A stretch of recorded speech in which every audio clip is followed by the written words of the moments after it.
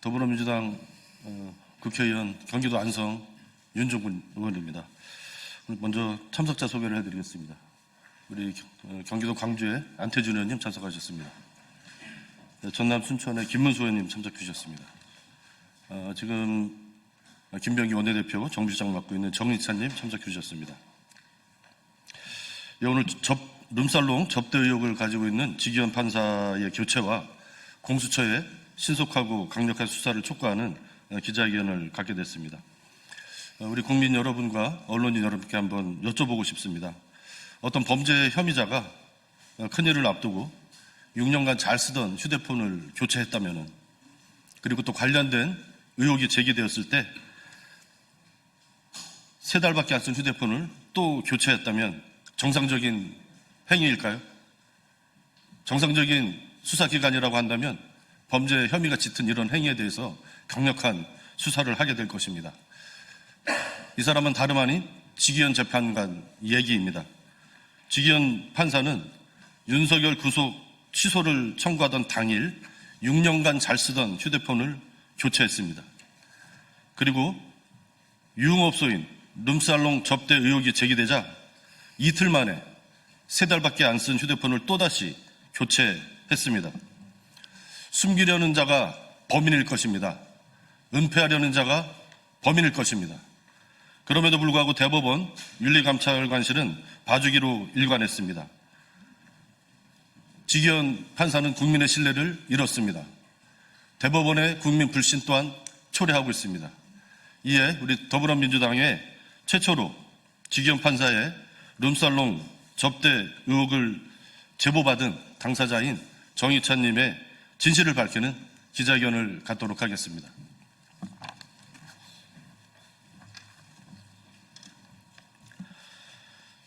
룸살롱 접대 의혹 지기현 판사를 교체하고 공수처는 신속하고 강력한 수사로 진실을 밝혀주십시오.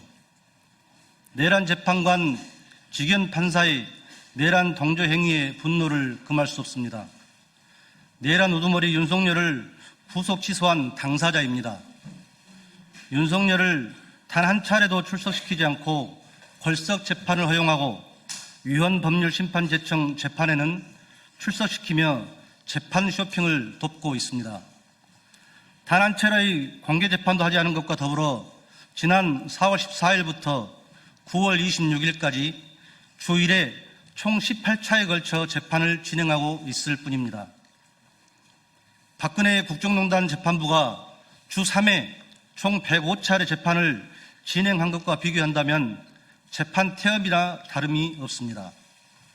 이러한 지기현 판사에 대한 대법원의 제19 감싸기는 결국 내란 연장으로 기결될 것입니다.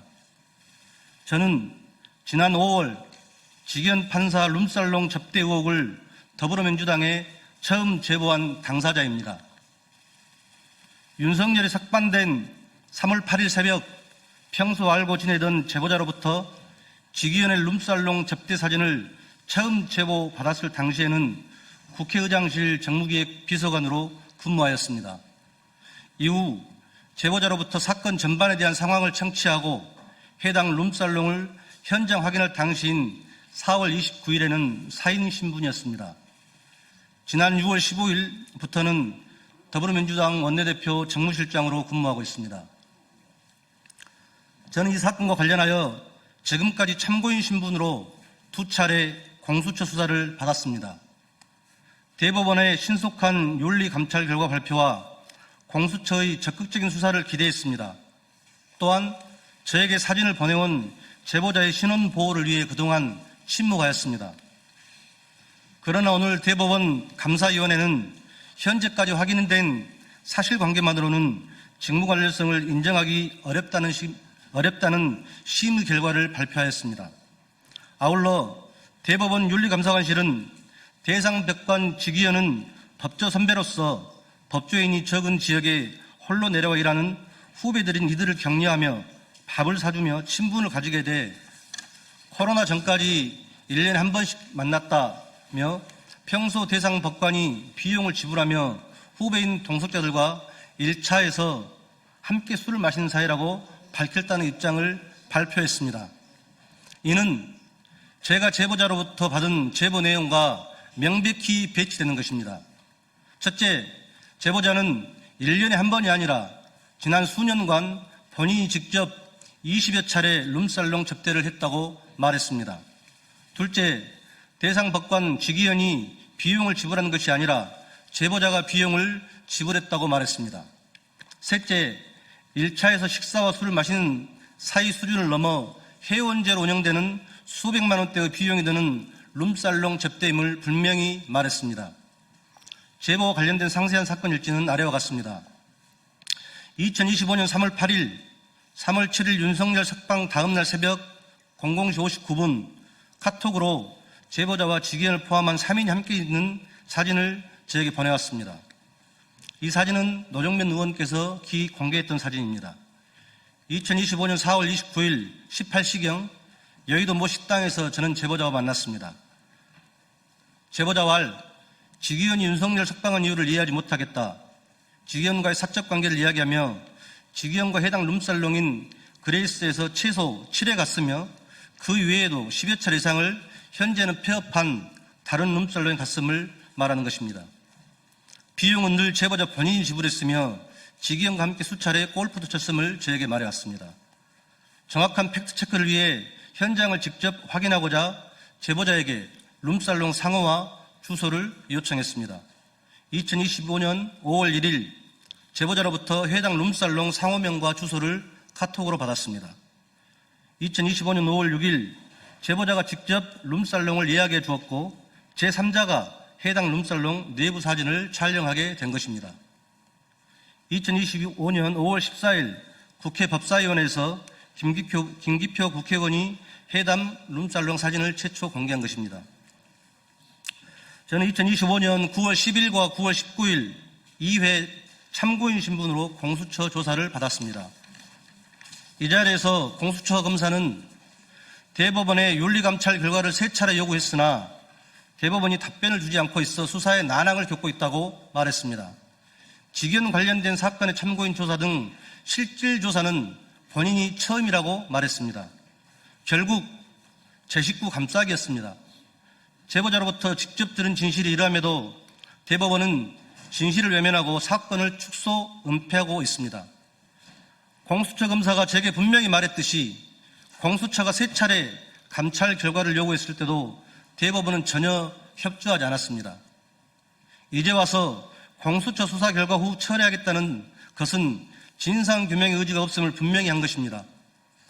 대법원 스스로 자정 능력이 없음을 고백하는 것과 다름없습니다. 이에 제보자와의 사적 관계의 불편함보다 국민적 관심사인 내란 종식과 민주주의 회복이라는 공익에 충실하고자 오늘 기자회견을 자청했습니다. 제보자로부터 직위원 룸살롱 의혹의 진실을 제보받은 당사자로서 분명히 요구합니다.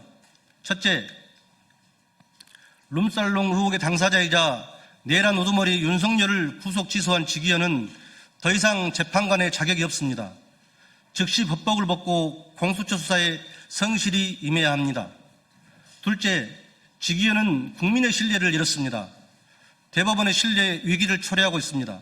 대법원은 즉시 직위원 판사를 교체하십시오.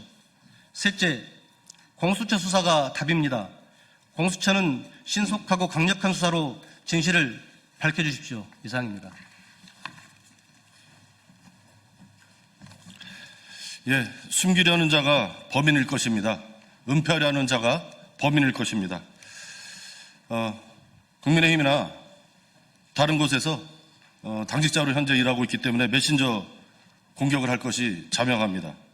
그러한 위험 부담을 안고 오늘 기자회견을 자청해서 진실을 말했습니다.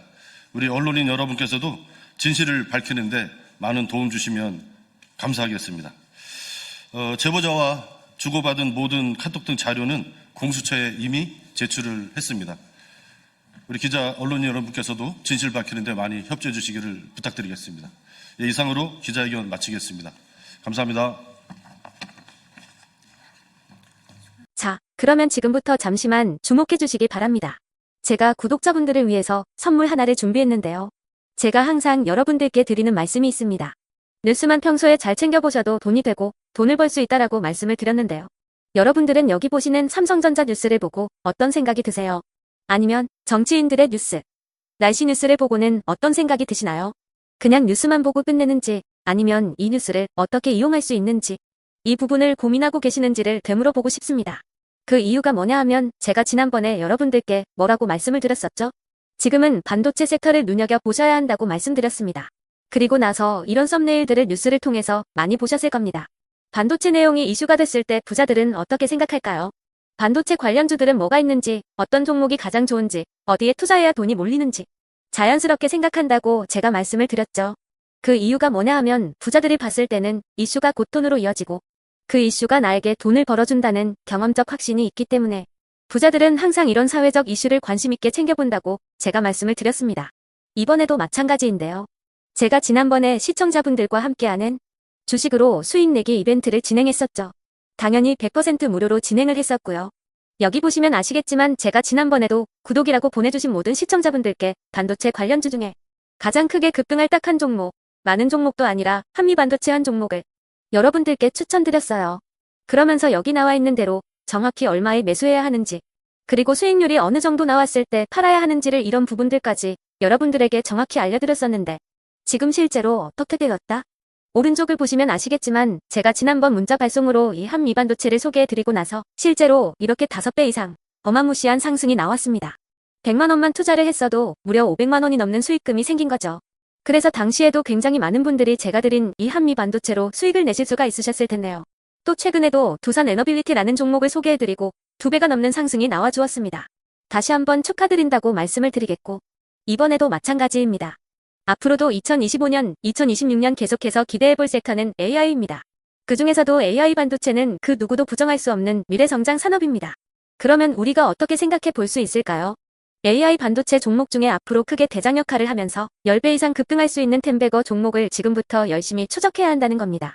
큰 돈을 투자하지 않더라도 월급의 일부분 아주 소액이라도 이 종목을 모아가야 수백 %의 수익률을 손에 쥘 수 있는 것이죠.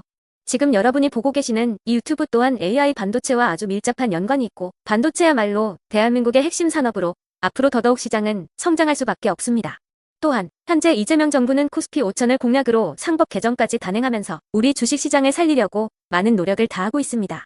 5년 동안 정부는 우리나라의 주식시장을 살리기 위해 주도적으로 행동해 나가면서 이재명 대통령 본인 또한 코스피 지수에 본인 월급을 투자하겠다고 선언한 상황인데요. 그렇기 때문에 제가 이번에도 뭘 보내드리고 있냐면 지난번과 똑같이 구독이라는 문자를 보내주시면 제가 AI 반도체 관련주 중에 앞으로 대장주 역할을 하면서 주가가 가장 크게 급등할 한 종목을 여러분들께 문자 발송으로 종목명과 사고 파는 시점을 모두 알려드릴 건데요. 그 문자를 받고 여러분들이 주식으로 돈 버는 연습을 한번 해보셨으면 좋겠고요. 혹시라도 나는 주식을 하지 않는다 하시는 분들은 주변에 주식하시는 지인분들에게 말씀을 해주셔도 되고요. 아니면 연세가 있으셔서 투자가 어렵다 하시는 분들은 이 종목을 자녀분들에게 한번 사봐라, 이걸로 한번 수익을 내봐라 이렇게 조언을 해주실 수도 있는 거겠죠. 그래서 지금 이 영상을 보시는 시청자분들 중에 나도 이번 종목이 좀 궁금하다 하시는 분들은요. 누구나 상관없이, 그리고 어느 시간대나 상관없이 부담 없이 010-2250-0333번으로 구독이라는 문자 보내주시면 제가 이번에도 똑같이 무료 추천 급등주 문자를 보내드리겠습니다. 이해되시겠죠? 제 번호 010-2250-0333번으로 구독이라는 문자 보내주시면 여러분들이 직접 이슈를 통해서 돈 버는 연습을 해보실 수가 있는 거고 제가 돈을 받는 것도 아니고 투자를 대신해 드리는 것도 아니기 때문에 부담 없이 신청해 주시면 되는 겁니다. 그리고 수익이 나면 저는 다른 것은 하나도 바라지 않습니다. 제 채널에 구독, 좋아요 한 번씩만 눌러주시라. 이렇게 다시 한번 말씀을 드리겠습니다.